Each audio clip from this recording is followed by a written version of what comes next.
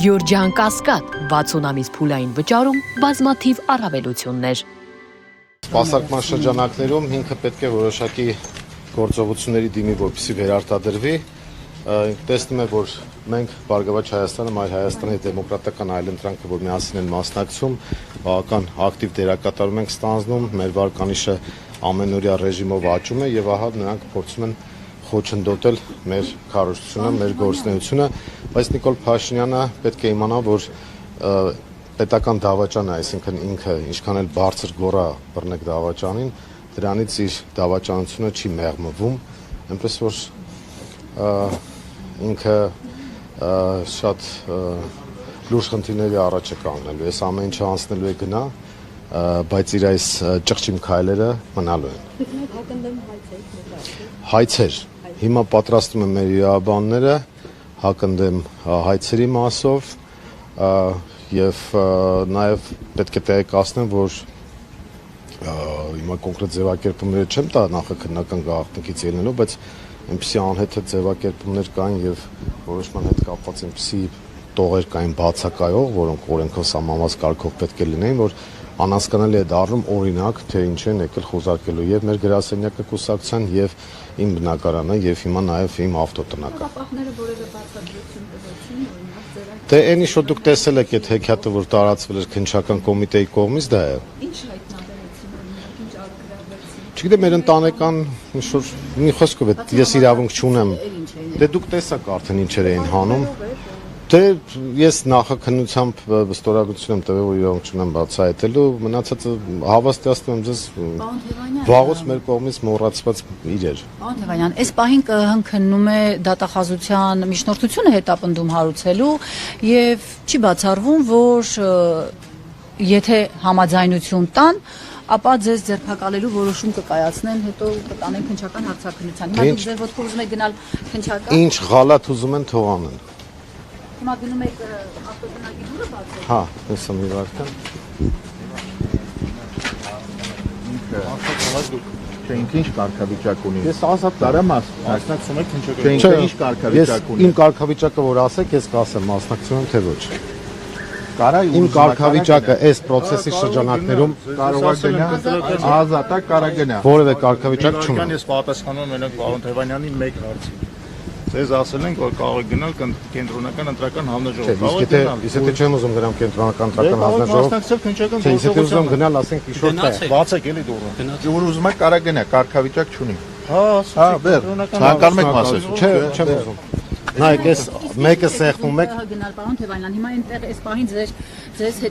նկատմամբ հետապնդում հարուցելու հարցն է քննվում։ ԿՀ-ում այդ թեման ինձ հետաքրքիր չի։ ԿՀ-ի որոշումները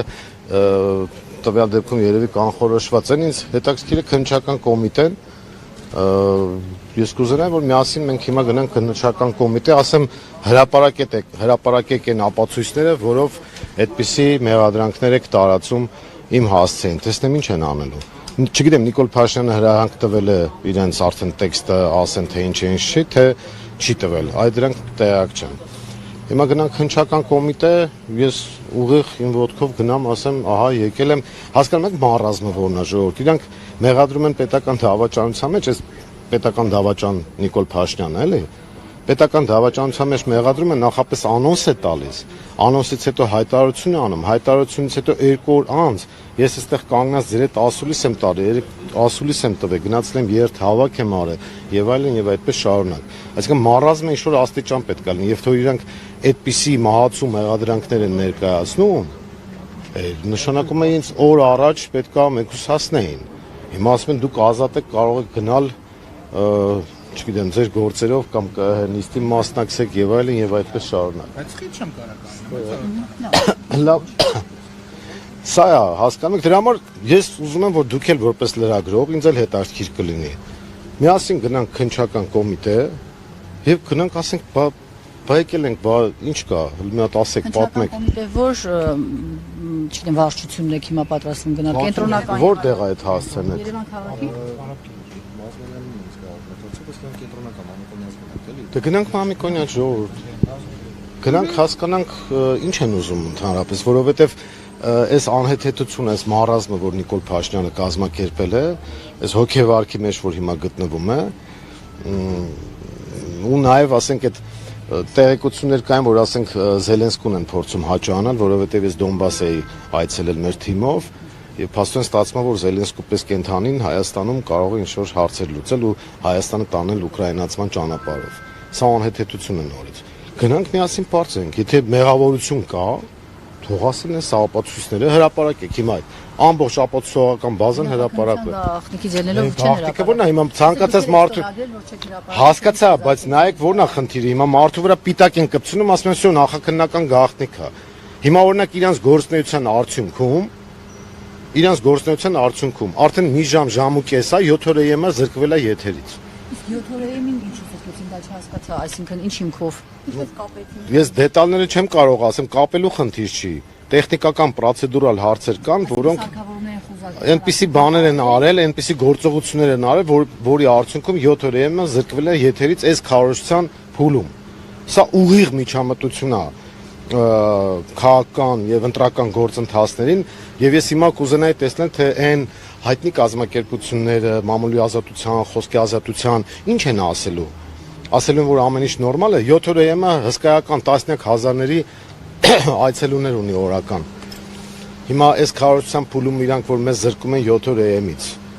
դա նշանակում է քարոզչական թթվածինից զրկել մեզ նաեւ դա իմ պաշտպանության